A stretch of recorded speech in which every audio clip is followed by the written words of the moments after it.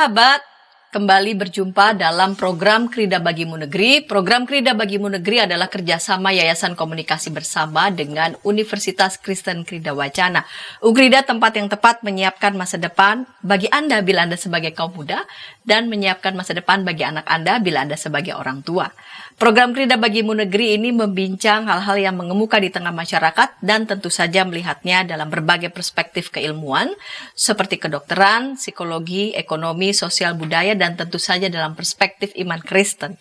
Pada episode kali ini kita hendak membincang hidup bersama PPOK. Hidup bersama PPOK. Apa itu PPOK?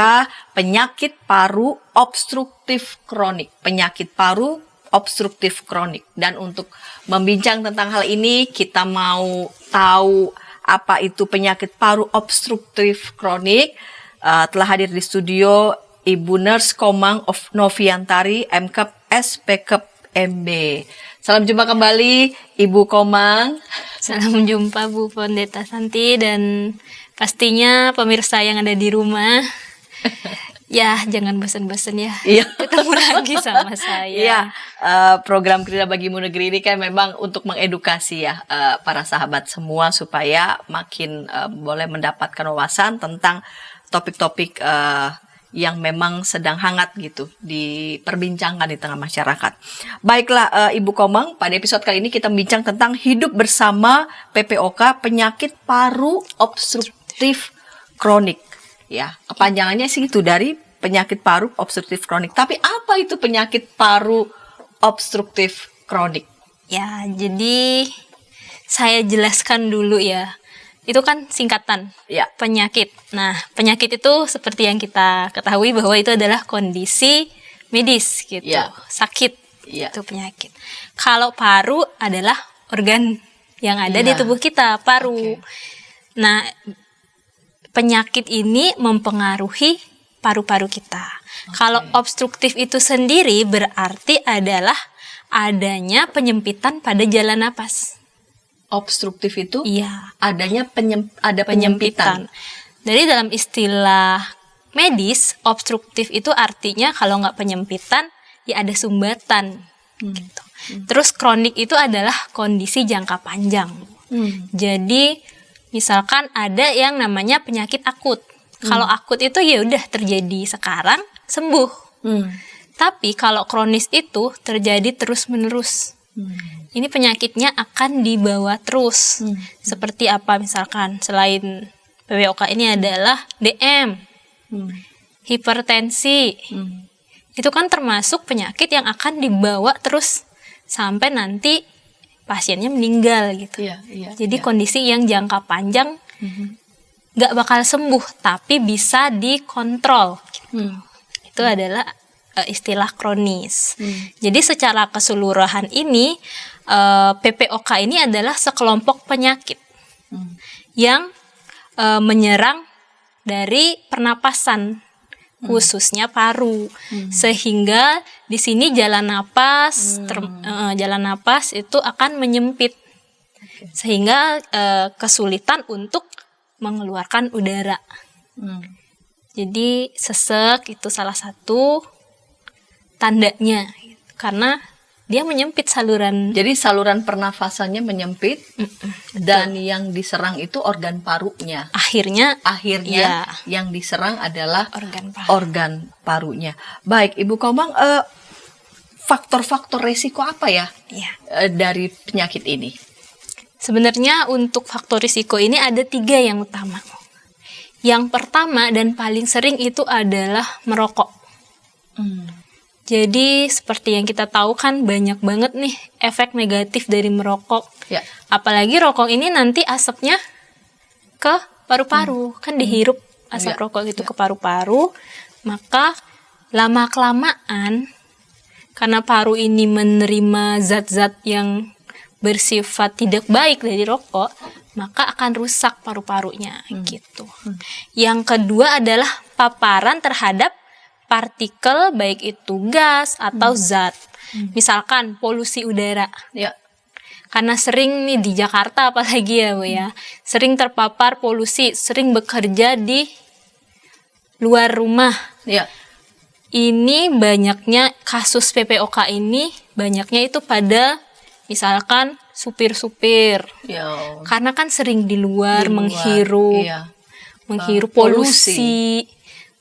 polusi kendaraan bermotor gitu. Jadi lebih kenapa yang bekerja di area industri itu Lebih rentan, lebih ya? rentan, Lebih beresiko. berisiko terkena PPOK. Baik itu asap pabrik juga bisa, Iya. Bu. Misalkan bekerja di bengkel, Iya, iya. bengkel kendaraan bermotor sering terpapar. Hmm. Itu bisa menyebabkan risiko. Yang terakhir adalah kondisi dari penyakit sebelumnya. Karena PPOK ini tidak terbatas pada satu penyakit. Adalah sekumpulan penyakit. Jadi misalkan sebelumnya pernah kena TBC, TB paru, bisa berisiko mengalami PPOK jika penyakitnya itu sangat merusak dari saluran napas dan paru-paru. Tapi yang paling sering pada PPOK ini namanya adalah emfisema. Emfisema, Emfisema dan asma. Hmm. Dua penyakit itu sering terjadi PPOK akhirnya gitu. Jadi emfisema ini adalah kalau dalam paru-paru itu kan ada gelembung-gelembung. Jadi struktur paru itu ada yang namanya alveoli, alveolus, berbentuk gelembung-gelembung gitu, Bu. Kantong udara. Nanti tempat itu untuk bertukar gas. Pada emfisema, alveolus ini rusak gitu. Jadi pada akhirnya sulit untuk melakukan pertukaran udara. Tuh. Kalau asma ya karena alergi biasanya asma yang umum. Apa saja gejala ataupun tanda dari seseorang yang mengalami penyakit paru obstruktif kronik ini? Ya sebenarnya untuk tanda gejalanya itu sih umum ya, Bu. Seperti penyakit-penyakit pernapasan lain, misalkan sesak. Sesak napas ini pasti ini, Bu. Ya. Karena kan saluran napasnya menyempit, Terganggu, ya. Tempat untuk bertukar udaranya rusak. Sudah pasti tubuh itu kan akan kekurangan oksigen dan kelebihan karbon dioksida. Nanti responnya sesak napas. Ya. Terus yang kedua ada batuk. Batuk sering batuk-batuk pasien PPOK ini. Jadi batuknya itu kayak ya menahun gitu. Oh, batuknya tuh nggak seminggu 2 minggu, tapi bertahun-tahun misalnya. Kalau sudah kena PPOK ini bisa kronik. bertahun-tahun. Yang terakhir ini ya, Bu, yang sering itu adalah dahak, mengeluarkan dahak yang banyak gitu. Jadi dia bukan batuk kering, atau Kalau dia dalam kondisi, kalau dalam istilahnya itu adalah kekambuhan, di PPOK itu namanya eksaserbasi. Jadi dia akan batuknya dahak, dahaknya banyak. Warnanya pun juga bisa kuning sampai kalau dia terjadi infeksi gitu. sampai berubah warna ya, Iya. sampai jadi kuning begitu. Betul. Terus ada juga suara ngik-ngik, mengik. Bernafasnya bunyi ya. Iya. Ngik-ngik. Terutama saat berat. mengeluarkan napas. Ngik gitu. bawah. Iya. Iya. Nah, sesak ini, yang sesak itu seperti apa ini? Ibu Komang, sesak baru kemudian kita bilang ini nih ada kemungkinan atau ini sudah menjurus nih ke PPOK. Itu kalau untuk diagnosis PPOK ini kita nggak bisa lihat dari sesak aja ya, Bu ya. Ya. Jadi nanti akan ada tes-tes ya. Nanti ada tes-tes, tapi kalau pasiennya sudah terdiagnosis, sudah tegak Diagnosa berarti memang harus periksa begitu ya? Harus periksa. Misalkan nih ada pasien awalnya sih ke poliklinik dulu pasti pasiennya, Bu. Jadi dia sering mengeluh batuk dan lain-lain. Ini kan harus kita lakukan pemeriksaan dulu kan. Kita nggak serta-merta bilang, oh baru batuknya lama ini PPOK. Nggak bisa. Karena ada tes-tes selanjutnya yang harus dilakukan. Tetapi dia bisa dibilang PPOK jika dia didiagnosis oleh dokter PPOK. Gitu. Jadi dokter dulu, harus dokter ya, yang mengatakan bahwa dia terkena PPOK, begitu. Jadi tidak bisa kira-kira Iya, aja nggak mengira-ngira. bisa. Bisa aja karena kan gejalanya umum banget ya, Bu. Iya. Orang flu juga bisa batuk, Iya, berdahak. betul. Kalau batuk menahun bisa juga kanker paru Iya, kan nggak iya, tahu. Jadi harus berdasarkan rangkaian tes pemeriksaan. Nah, Tes. tadi yang sesak itu, Bu, kalau misalkan dia sudah pasti nih terdiagnosis, sudah tegak diagnosisnya PPOK, itu ada kategori-kategorinya sesak itu. Misalkan tidak sesak, berarti pasiennya ya, tidak mengalami sesak. Yang kedua, sesak ringan. Misalkan dia hanya berjalan aja, dia udah sesek gitu. Itu kategori sesak ringan. Nah, untuk sesak berat itu ketika orang-orang yang misalkan seumuran gitulah, mereka berjalan sama-sama nih, orang dengan PPOK sama orang tersebut yang sehat itu jalan biasa aja gitu. Yang orang nggak PPOK nggak ada tuh timbul sesek, tapi yang PPOK sesek. Jadi jika dibandingkan dengan orang sehat, dia lebih sesek gitu. Jadinya itu namanya sesak sedang. Untuk sesak berat berarti baru 2 langkah udah berat nafasnya. Nah, yang sangat berat itu saat istirahat pun merasakan sesak napas. Aduh, bisa. saat istirahat pun Iya. mengalami sesak nafas. Begitu. Itu kalau sudah berat begitu ya. Ya. Apa saja ya dampak yang diakibatkan dari PPOK ya pada pasien-pasien yang memang sudah dinyatakan tegak diagnosa bahwa ia mengalami PPOK. Ya. Jadi kan seperti yang sudah saya jelaskan tadi, Bu, kalau PPOK itu kan kondisi jangka panjang. Gak akan sembuh, pasiennya pasti akan tetap terdiagnosa PPOK. Dia termasuk penyakit kronis. Jadi tentu saja dampaknya pada kehidupan sehari-hari.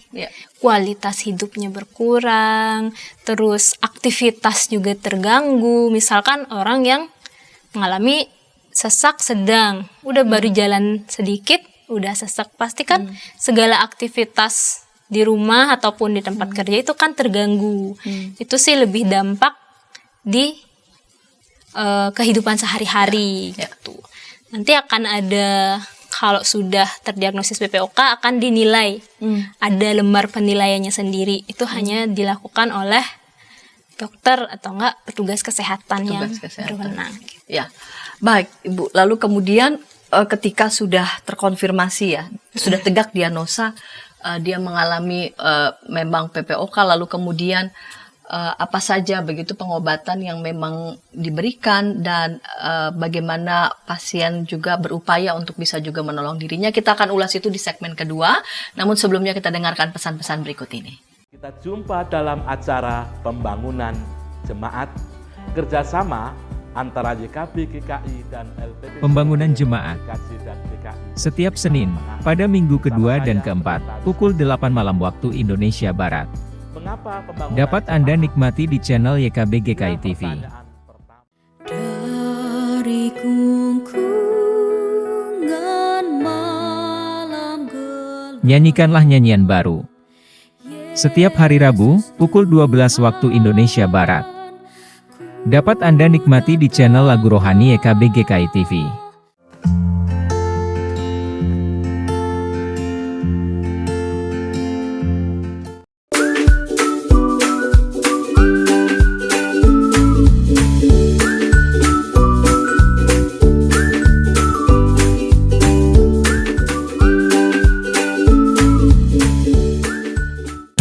Sahabat, mari dukung pelayanan dan pekabaran Injil melalui YKB dengan membagikan link acara ini kepada sebanyak mungkin orang.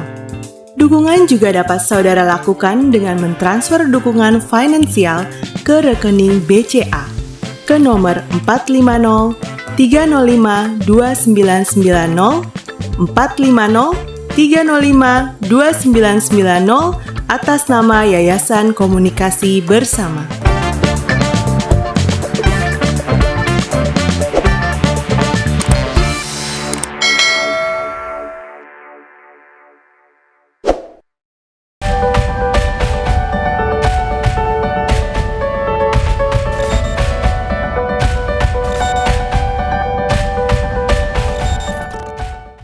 Sahabat, senang masih bersama dengan kami dalam program Krida Bagimu Negeri. Pada episode kali ini kita membincang topik tentang hidup bersama PPOK.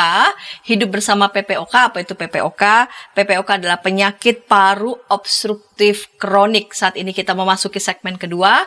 Saya sebagai pemandu percakapan, Pendeta Santiani Manurung, saya mengajak sahabat boleh berinteraksi di kolom komentar yang sudah tersedia dengan senang hati. Narasumber pada episode kali ini, Nurse Komang Noviantari, MKep, SPKep, MB, akan merespon pertanyaan dari para sahabat. Baik, Ibu Komang, kita lanjut ya di segmen yang kedua ini berkaitan dengan para pasien yang memang sudah dinyatakan ya lewat diagnosa bahwa mereka mengalami penyakit PPOK. Pengobatan apa saja yang diberikan kepada pasien PPOK? Ya. Jadi ya benar, harus tegak dulu diagnosis. Itu pun pengobatannya, Bu, itu harus dokter juga yang memberikan ya. Jadi nggak boleh sembarang beli sendiri atau nanya-nanya sama pasien sebelumnya gitu. Jadi satu pasien itu biasanya mungkin saja memiliki obat yang berbeda sesuai kondisi gitu ya. Tubuhnya ya. Iya, betul. Itu kalau jenis-jenisnya gitu secara umum saja gitu. Ini bukan lebih ke cara pemakaiannya aja sih yang saya jelaskan, Bu, karena kalau obatnya sendiri tentu harus dengan resep oleh dokter gitu. Yang pertama itu ada inhaler. Jadi biasanya pasien-pasien PPOK ini rutin, Bu. Rutin memakai inhaler. Apakah itu peresepannya hanya di pagi hari kah gitu? Apakah hanya ketika perlu saja? Jadi ada dua jenis. Nah, yang rutin ini memang harus dipakai pasien setiap hari. Yang kedua, misalkan ada kondisi tertentu ketika pasiennya, ternyata sesaknya lebih berat nih. Ternyata gejalanya meningkat gitu. Jadi harus ada obat khusus nih saat itu. Itu pun juga dokter yang meresepkan ya, Bu. Itu inhaler itu yang dihirup ya. Ya, jadi ada berbagai macam juga bentuknya gitu. Nanti pasien itu akan diberikan penjelasan. Jadi tidak usah khawatir. Jadi di saat mendapatkan obat gimana cara memakai, terus apa saja kandungannya, itu pasti sudah dijelaskan. Yang kedua, ketika kondisi tertentu misalkan dahaknya itu banyak, susah dikeluarkan, mungkin bisa menggunakan nebulizer namanya. Itu ada alat gitu. Itu juga dihirup. Dihirup untuk kandungan obat nanti sama dokter. Terus yang ketiga ada namanya mukolitik. Yang sering dikasih pasien mukolitik itu adalah biasanya bentuknya itu bisa tablet, bisa sirup. Itu dipakai untuk mengencerkan dahak juga gitu. Yang terakhir mungkin pada beberapa kondisi pasien bisa memakai oksigen. Oksigen. Iya, karena kan sering banget pasien-pasien PPOK ini kadar oksigen dalam darahnya itu cukup rendah gitu. Jadi harus memakai bantuan oksigen pada kondisi tertentu gitu. Lah, itu kan bukan mengatakan obat ya, karena memang obat kan memang dokter yang akan memberikannya. Tetapi kira-kira bagaimana apa jenis biasanya yang diberikan begitu pada pasien PPOK. Nah, apa yang bisa juga dilakukan oleh pasien PPOK sendiri untuk merawat dirinya, untuk menolong dirinya pada saat sudah didiagnosa mengalami PPOK? Ya, jadi salah satu hal gitu penting pada manajemen sakit kronis apapun itu. Jadi pasiennya harus bisa self management, manajemen diri gitu. Jadi kontrol gejalanya juga harus bisa, karena kan ini sakitnya dibawa gitu. Di rumah pun dibawa. Nggak seperti sakit-sakit lain yang udah sembuh di rumah sakit, udah di rumah nggak bakal sakit lagi. Kalau penyakit kronis di rumah juga masih akan tetap menderita ini gitu, Bu. Dan caranya adalah gimana sih biar bisa kita mengontrol. Ya. Jadi biar nggak bolak-balik perawatan di rumah sakit. Ya. Juga tidak mengganggu aktivitas saat di rumah, nggak terlalu mengganggu meskipun namanya orang sakit gitu. Nggak mungkin 100% fit. Ya. Iya. Tapi setidaknya bagaimana optimal gitu saat di rumah. Jadi ada yang harus dilakukan pasien dan keluarga terutama, karena keluarga mendukung. Pertama itu adalah bagaimana mengelola sesak napas saat di rumah. Jadi baru sesak napas misalkan sedang gitu ya. Kalau sesak napas sedang, apa yang harus kita lakukan? Pertama adalah pasien-pasien atau dengan PPOK ini bisa melakukan pengaturan posisi. Pengaturan posisi. Iya. Posisi tempat duduk gitu. Atau posisi iya. diri atau duduk ya. Posisi bisa. Kalau pasien dengan sesak napas, kalau tiduran terlentang, pasti nambah berat kan posisi seseknya. Iya. Gitu. Jadi ada 3. Ada yang berdiri. Ada yang berdiri. Ya. Berdiri itu, tapi harus ada sandaran gini. Ada sandaran kursi kah gitu di depannya, sambil agak membungkuk. Oke. Ini namanya posisi tripod. Itu bagus untuk mengurangi sesak napas. Oh, jadi lagi pas mengalami sesak ya? Sesak ringan. Iya. Misalkan pas mengalami sesak. Tapi sesak ringan kayaknya belum masih sedang ke berat itu. Ya. Jadi berdiri. Jangan langsung panik gitu. Bisa kita lakukan apa?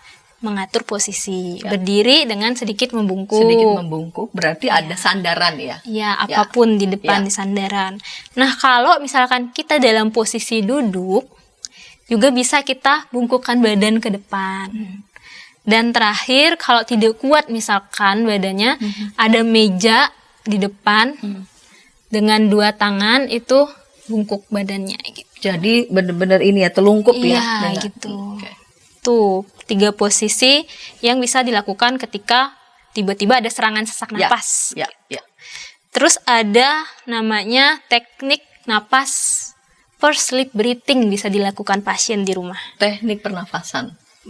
First lip breathing. Jadi bernapas dengan nanti mulut sedikit mencucu gitu. Jadi ini langkah-langkahnya bisa pasien mengatur posisi gitu. Terus relax, badan relax. Dalam kondisi duduk, berdiri? Duduk bisa. Berdiri juga bisa. Asal dia posisi ininya tegak. Tegak ya? Iya, betul. Terus hirup napas pelan melalui hidung. Berapa kali? Ada hitungannya biasanya itu adalah 2 detik sampai 4 detik. Untuk menghirup? Iya, menghirup. Wah, yang penting jangan panik ya. Itu kadang kalau sesak kan merasa, aduh 2-4 detik.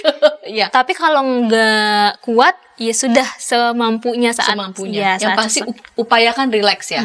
Upayakan rileks. Habis itu dikeluarkan dengan melalui mulut. Oh, keluarkannya melalui mulut. Kayak meniup balon. Gitu. Itu berapa hitungan kira-kira? Minimal 2 detik. Minimal 2 detik. Lebih boleh. Itu sih yang untuk teknik pernapasan. Biarpun nggak sesak juga bagus ini dilakukan. Treatment ini kayaknya bagus dia. Kita belajar begitu ya. Belajar untuk mengatur irama napas. Terus kalau kita lakukan ini kan otomatis kita menghirup udara sebanyak-banyaknya. Harapannya kan kadar oksigen yang kita hirup lebih banyak. Saat kita menghembuskan napas seperti itu, harapannya karbon dioksida yang dihasilkan dari bernapas itu keluarnya lebih banyak. Itu melatih otot pernapasan juga, kayak gitu bagus. Terus selanjutnya bisa melakukan latihan batuk efektif. Batuk efektif. Nah, sahabat, batuk aja perlu efektif di batuk. Iya, betul. Iya, karena kalau tidak efektif, energi kita terbuang banyak, Bu. Oke, ya baik. Seperti apa latihan batuk efektif ini? Jadi kalau batuk efektif itu, kita sekali batuk mampu mengeluarkan dahak dengan maksimal. Oh, karena tadi ya, ada dahak karena itu ya. Iya. Jadi sekali batuk Pak ya kan ada dahak yang bisa dikeluarkan. Ketika pasien PPOK itu kan dia akan batuk berdahak gitu. Kadang sulit untuk dikeluarkan. Iya. Batuk-batuk terus kalau nggak efektif, Untuk apa ya? iya, Jadi dahaknya masih tetap. dahaknya Iya. masih tetap, pasiennya capek. Capek, Iya. betul. Terus caranya itu adalah pasiennya itu duduk dengan Iya. rileks pasti. Terus lakukan teknik napas dulu. Habis itu setelah kita hirup nafas, pas mengeluarkannya batuk 2 kali, jadi gitu langsung. Jadi tarik nafas dulu. Iya. Tarik nafas dulu.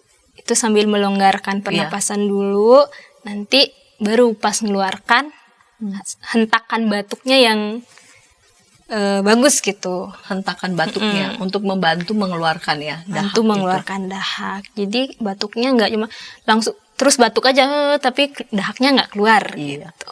Cuman capeknya aja ya. Capeknya aja. Itu kalau pasiennya sedang ada gejala.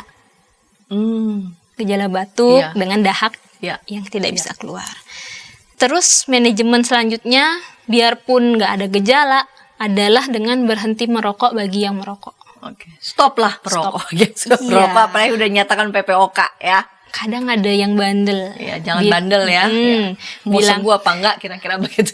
Bilangnya sudah berhenti, Iya. tapi di rumah ternyata tetap melakukan. Iya. Karena kan faktor risiko utamanya nih merokok Tadi, ya. merokok tadi, ya. Jadi usahakan benar-benar berhenti merokok. Tapi kita tahu kalau merokok ini sulit, ya Bu. Ya. Sulit untuk, itu adalah kebiasaan kalau sudah orang merokok ya udah kecanduan gitu Iya, ya. iya. Bagian dari ya mungkin pertama lifestyle tapi jadi kayak berasa butuh terus begitu ya. Betul. Memang kita nggak bisa judge ya, harus berhenti merokok gitu. Iya, iya. Kita tahu itu sulit gitu Iya. bagi mereka. Jadi perlahan-lahan lah, misalkan kurangin dulu Iya. gitu. Memang teorinya gampang, Iya. tapi mereka yang lakuin Iya. susah. Iya, iya, Itu iya. biasanya kalau itu tuh ada di rumah sakit tuh ada terapi untuk berhenti merokok.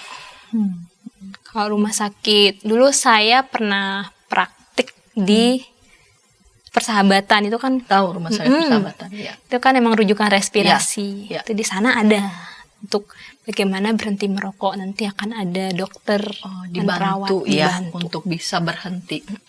Oke. Baik, kita akan lihat juga bagaimana hal-hal lain ya yang bisa para pasien lakukan untuk menolong dirinya sendiri ketika dinyatakan lewat pemeriksaan bahwa mereka sudah mengalami PPOK. Di segmen ketiga kita akan ulas itu, namun sebelumnya kita dengarkan pesan-pesan berikut ini. Tanganku dipegang. Injil dalam Melodi. Setiap hari Kamis, pukul 12 waktu Saudara-saudara, Indonesia lagu Barat. yang baru saja saya nyanyikan Dapat Anda adalah nikmati di channel refrein Bedah Lagu sebuah YKB hymn GKI berjudul TV. Tenanglah.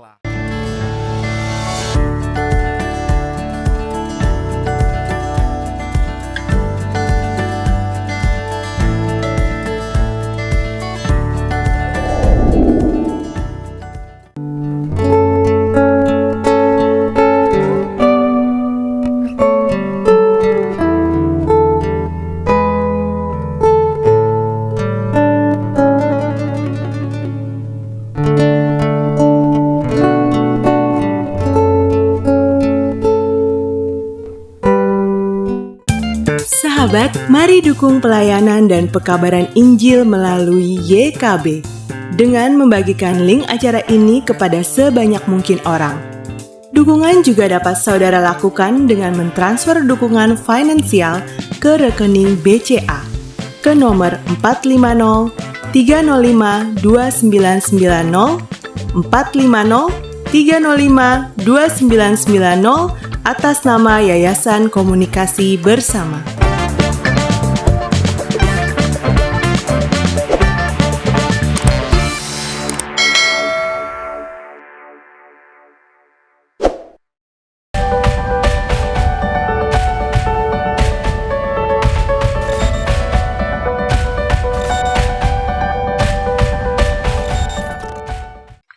Sahabat, senang masih bersama dengan kami dalam program Krida Bagimu Negeri. Pada episode kali ini kita membincang hidup bersama PPOK.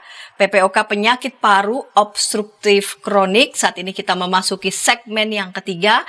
Saya mengajak sahabat boleh berinteraksi di kolom komentar yang sudah tersedia bersama dengan narasumber Nurse Komang Noviantari, MKep, SPKep, MB. Baik, Ibu Komang, kita lanjut ya di segmen 3, segmen penutup ini.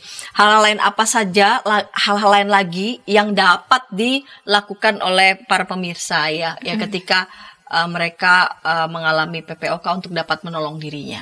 Ya. Jadi manajemen diri Ya. selain yang sudah kita diskusikan tadi ya. Jadi ada yang namanya latihan fisik. Latihan fisik. Ya, jadi sebenarnya semua orang ya, termasuk orang-orang sehat juga perlu melakukan aktivitas fisik. Jadi direkomendasikan memang oleh WHO harus misalkan seminggu minimal 3-5 kali.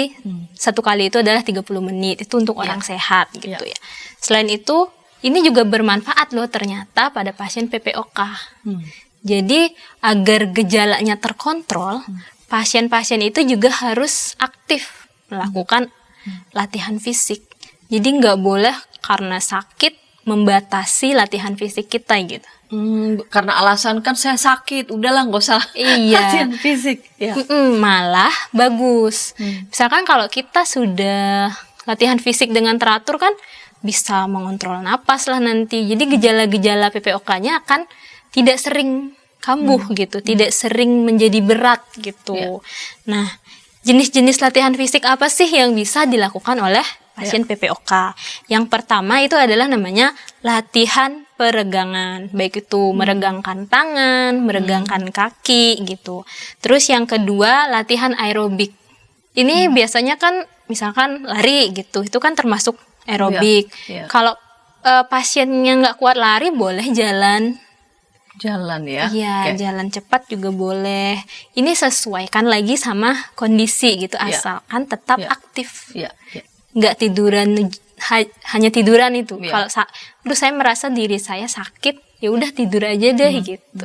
Harus balance antara istirahat dan latihan fisik ini.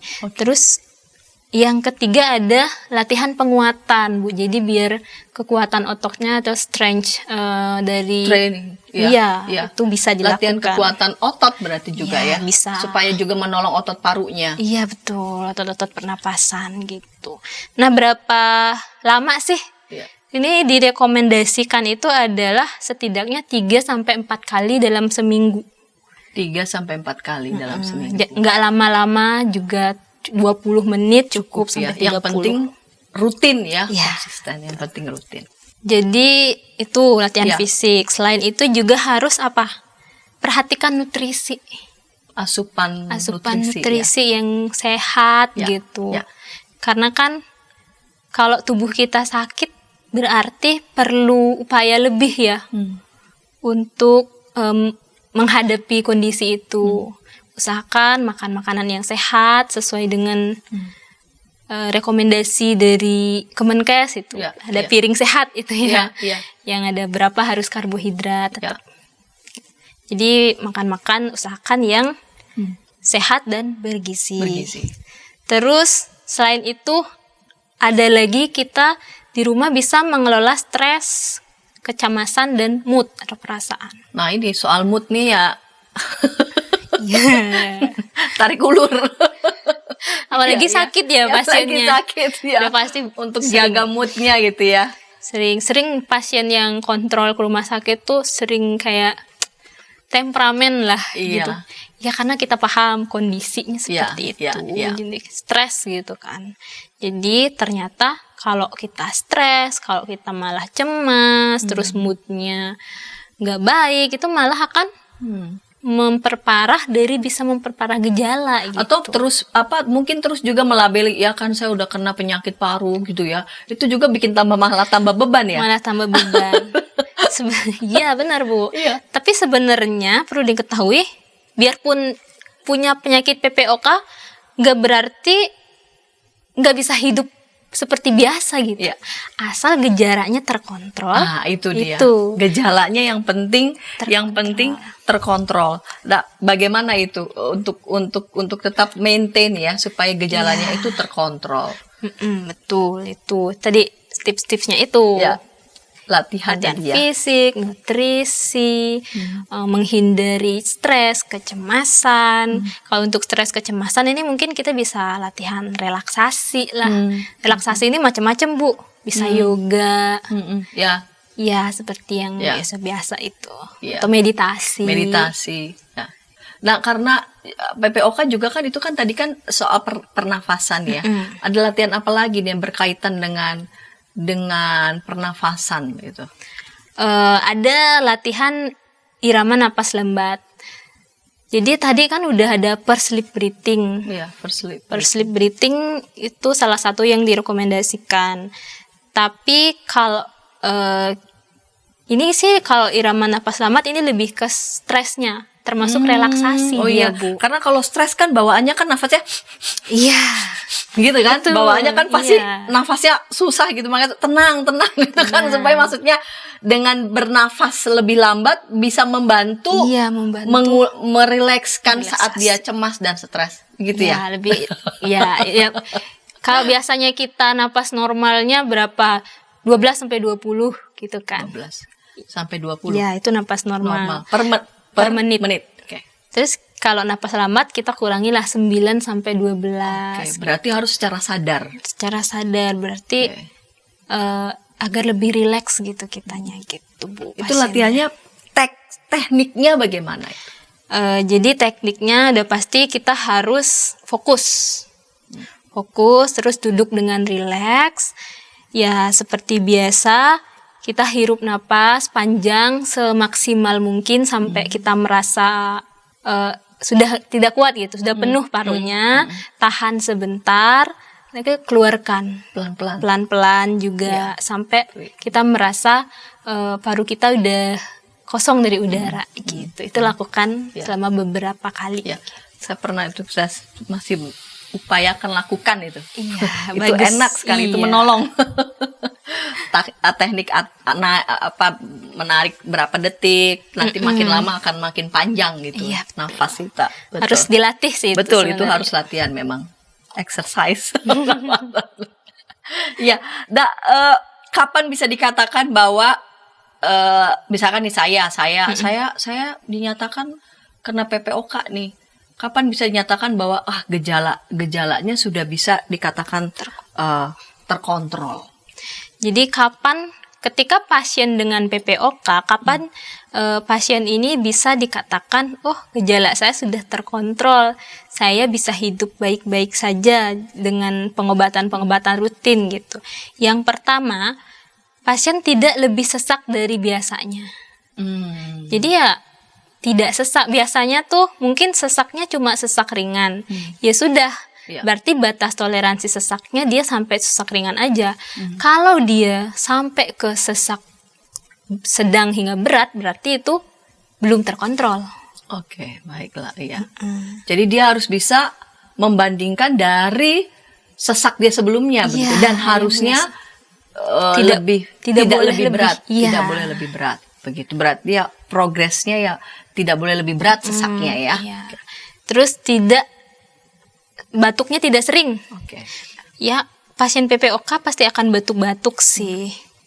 Tapi frekuensinya biasanya cuma batuk pagi hari aja nih gitu, berapa kali gitu batuk. Ketika itu lebih sering batuknya berarti tidak terkontrol. Sama seperti sesak tadi ya, pasien tuh punya batasan. Biasanya batuknya nggak sesering ini nih. Kok sekarang sering? Berarti kalau udah sering dia belum terkontrol berarti penyakitnya. Terus produksi dahak. Jadi dahaknya ya minimal aja gitu, biasa-biasa aja. Dia menganggap awalnya itu dahaknya sedikit udah normal nih. Ternyata kalau ternyata dahaknya lebih banyak, lebih sering mengeluarkan dahak, berarti belum terkontrol. Dan kalau dahaknya berubah warna. Dahaknya berubah warna. Kalau dahak pasien PPOK misalkan masih bening atau putih gitu. Ternyata dia tiba-tiba nantinya berubah menjadi kuning atau hijau. Berarti kemungkinan bisa terjadi infeksi itu. Kuning atau hijau itu terjadi Kemungkinan, infeksi ya. iya. Kemungkinan.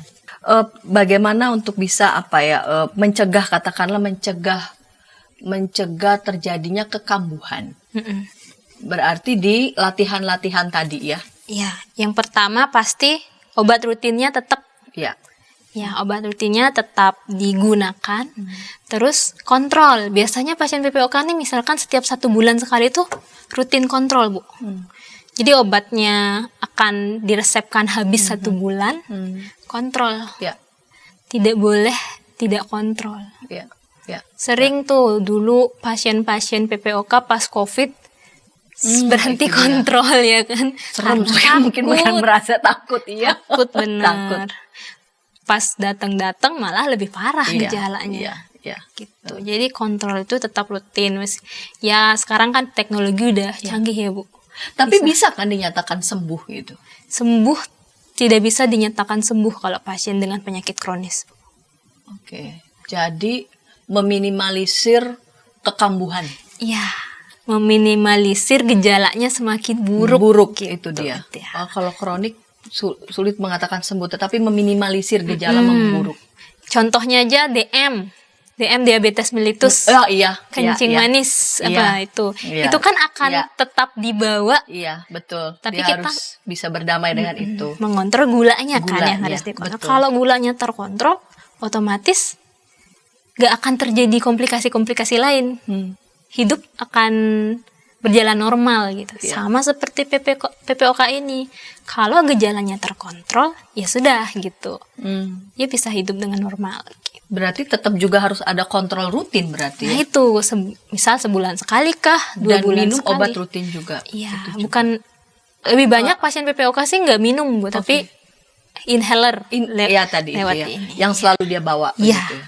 Kalau sewaktu-waktu itu memang dibutuhkan.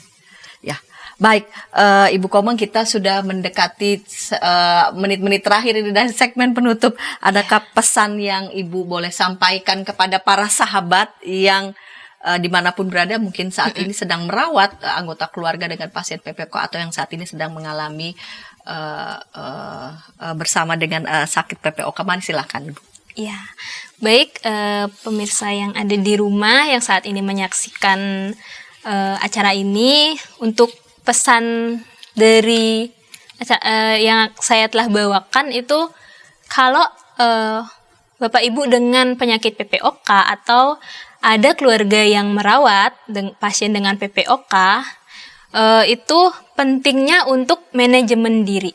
Jadi karena penyakit ini merupakan penyakit yang tidak dinyatakan sembuh, jadi akan dibawa nanti sampai meninggal, sampai tua gitu. Jadi kenapa perlu kita memanajemen diri sendiri? Misalkan dengan melakukan kontrol rutin, dengan melakukan berbagai latihan-latihan fisik, mengelola stres, serta manajemen nutrisi.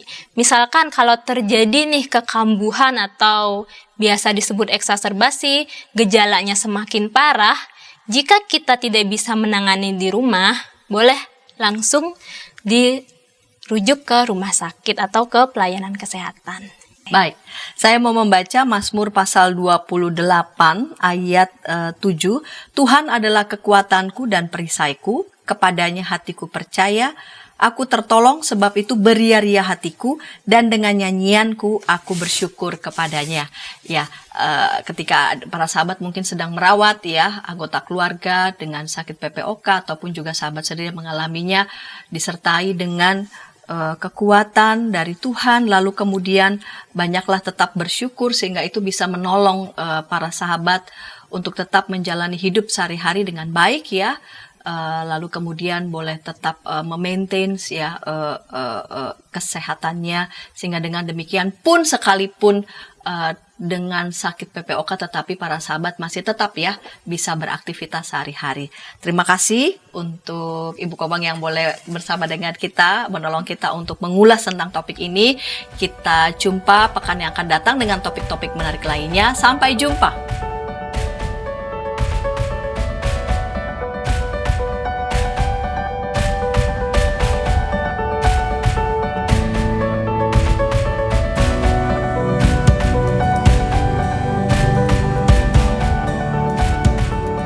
Sahabat, mari dukung pelayanan dan pekabaran Injil melalui YKB dengan membagikan link acara ini kepada sebanyak mungkin orang.